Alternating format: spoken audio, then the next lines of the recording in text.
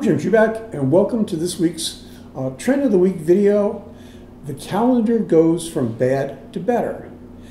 Calendars march on, seasons change, but stock market patterns, seasonal patterns that have existed for 20, 30, 40, 50 years do turn over. It doesn't guarantee the market will continue to behave that way, but it does put one more factor either blowing wind in your face or blowing wind at your back, and it's important to notice. So September is the worst performing month of any month during the year on the S&P, going back to 1950 certainly. October is a scary month.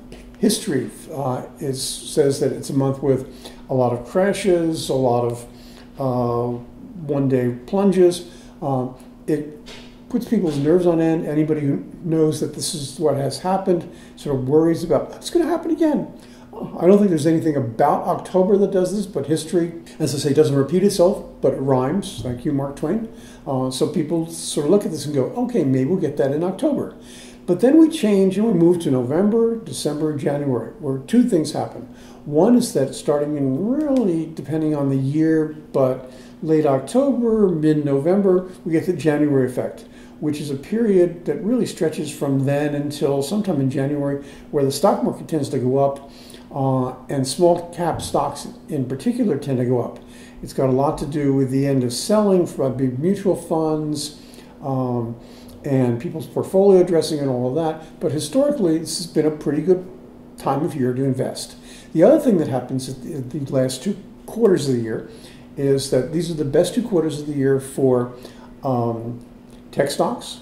They do a lot of their sales in the fourth quarter and the third quarter, so you get some pretty good positive earnings news, and we'll start to get that maybe in early October when people start to report third quarter earnings.